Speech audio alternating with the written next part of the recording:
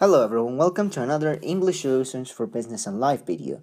Today we will be looking at the Global Pre-Intermediate book, Unit 6, and we will be focusing on vocabulary. Today in vocabulary, or in Module 6, Unit 6, we will look at noun formation, compound nouns, and phrasal verbs. Phrasal verbs and compound nouns are similar in the sense that they are compound.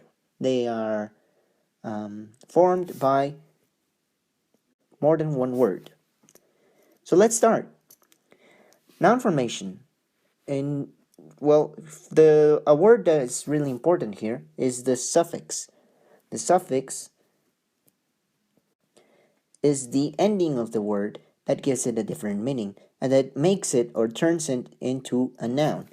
There are a couple of different suffixes that we looked at in the topic or in this unit. Mainly, ist or ist, er, ens, ness, and ship. So, for example, sad, to make it's an adjective. So to turn it into a noun, we could add ness at the end. Sadness. It's the feeling of when you get sad. Garbology. Garbology is a word that we looked at in the topic or in the unit, and it's a science that studies garbage. For a noun of this science, we could use garbologist. Garbologist is a person who studies this science.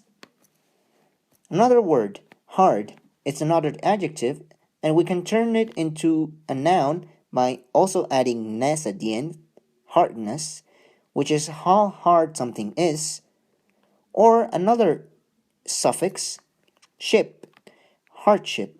Hardship is a difficult time that someone could be going through, a hardship. Another example could be work. When we add the suffix er at the end, it's a worker, a person who works. Persevere. Persevere is a verb. It means to keep on going despite the hardships that one could be going through, to persevere.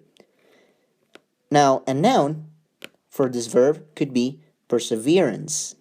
Here, as you can see, the suffix starts with an E, and then an N, a C, and another E. But here, since persevere already ends with an E, we just add the rest of the word. Perseverance. N-C-E. We don't add another E at the end. Okay, so those were the words, the noun formation. There are a couple of more examples in the book, in the previous unit. In this unit, Unit 6. You can look at them, and if you have some doubts, you can ask your teacher about it. Now let's look at compound words. I already went to this slide. Let's look at compound words. Compound words are words that are formed by two different words that have a different meaning, and they usually make a new word that has a total, complete, new, different meaning. So, for example, joy. Joy means happiness. While stick, it could be a stick for a tree, or a stick, a long thing. A joystick is what you use to play a game, a video game, for instance.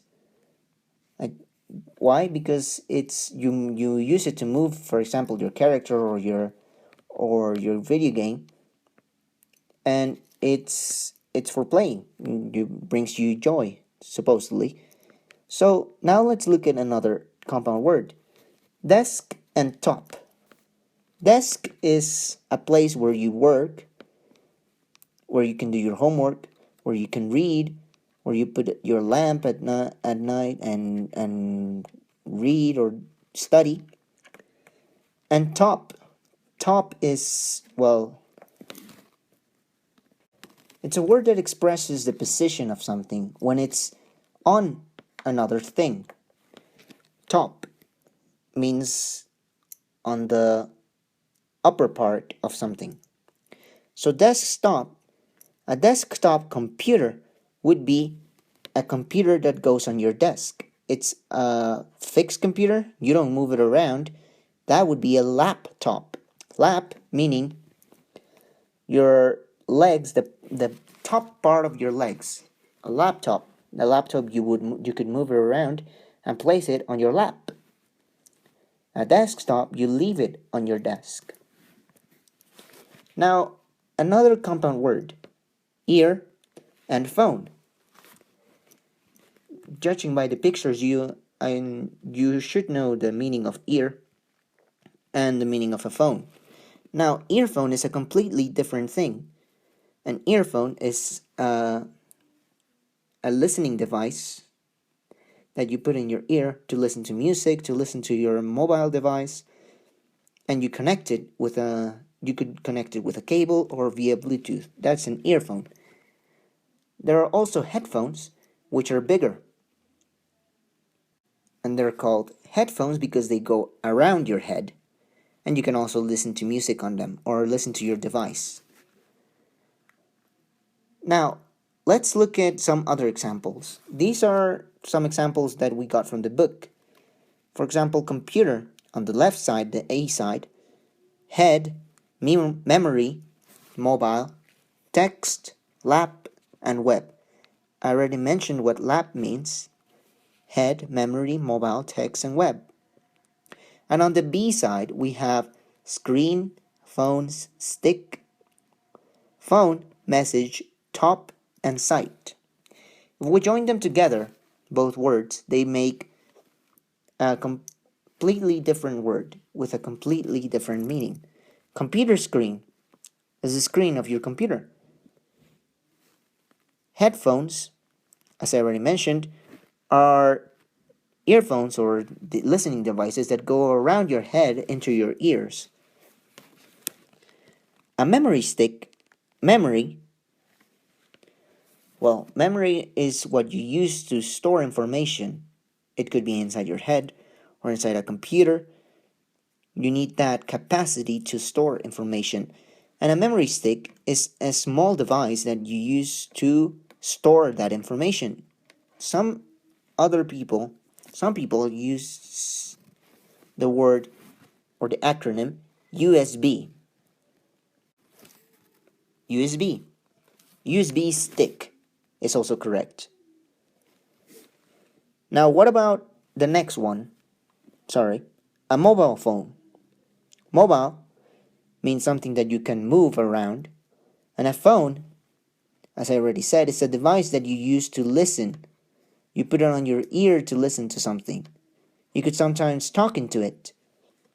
In previous times, it would be just the device that you would use to make a call to someone else. Now the phone means something that goes inside your ear so you can listen to it. A mobile phone, well, you know what a mobile phone is what you use to, it's a phone that you can move around. A text message. Text message is a message that you can send with your mobile phone sometimes. Text message. It's also a compound word because it goes together. Laptop. I already mentioned what a laptop is. It's a computer that goes on your lap. You can move it around. You could put it inside your suitcase and take it to work, and so on. Now, a website. Web literally is a net, a connection of different things. The web is also known as the internet, where the information is stored, or the connection between computers. A website, a site well, if we talk about the site, it's a place. A website is a place inside the web or inside the internet. For example, you're probably looking at this video in the website EnglishSolution.com.mx. That's a website. It's a place on the net. Okay, now let's look at phrasal verbs. For this section of the video, I am going to explain that phrasal verbs are verbs that are formed with a verb, the main verb, and a particle. The verb can be many different verbs, but here we're going to use some examples like get, back, sit, log, shut, and turn. A particle, well, it's a word that changes the meaning of these words. For example, up, down, off, on, in, and out. Let's look at some examples of phrasal verbs. Get up. You get up in the morning from your bed to do your activities during the day. Get down. It means to come down from somewhere. Get off means to move away from something or someone. Get on means the opposite, to go on top of something.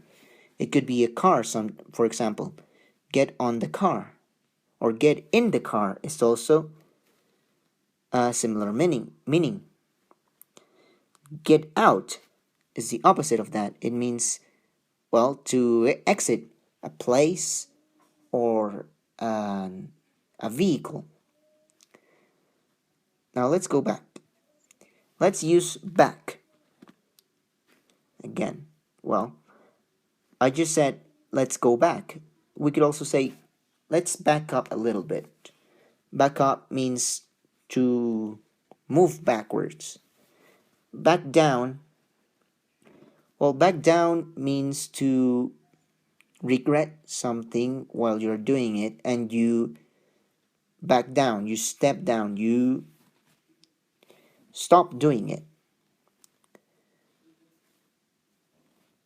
There are a lot of examples here, but I'm just going to look at the main examples and the ones that are used the most.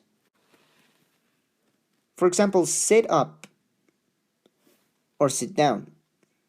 The difference between sit up means and sit down is that when you sit down, you lower yourself and you on a chair or on a sofa and you rest. Sit up means to properly sit down, to do it with a proper posture.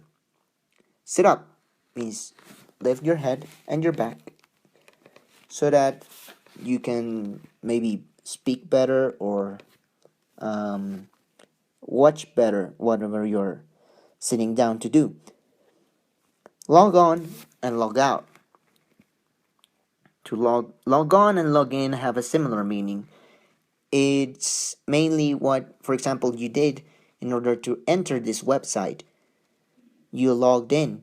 You entered your username and your password. Log out. If you're on a public computer, you might do that to close your account here on the computer and protect your information.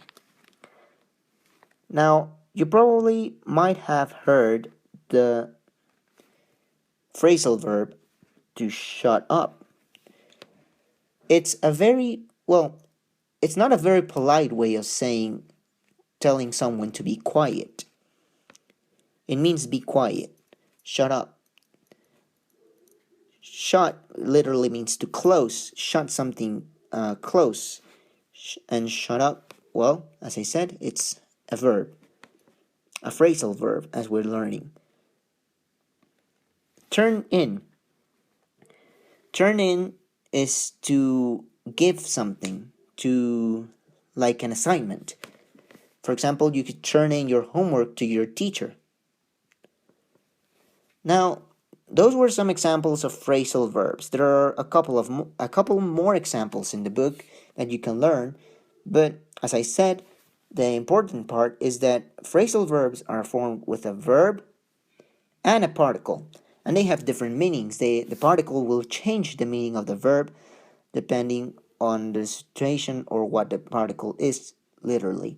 So there is no easy way around this. You cannot, well, you could get a book that talks about phrasal verbs, but since there are so many, the most efficient way to learn them is to listen to them and use them in your daily communication and your conversations.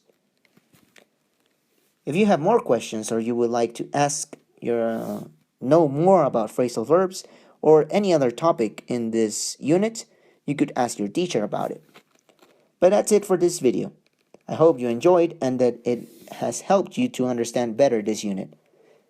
That's it for now. Thank you very much for watching. See you next video.